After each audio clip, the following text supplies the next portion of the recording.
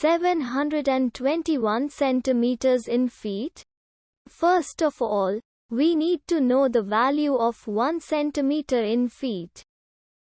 It's always 1 centimeter equals 0.03280839895 feet.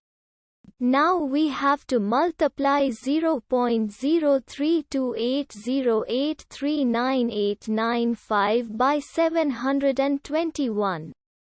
Therefore, 721 centimeters times 0.03280839895 feet equals 23.6548556429 feet.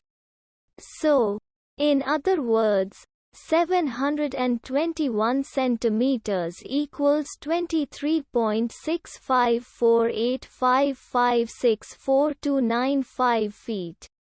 We hope you have enjoyed this video.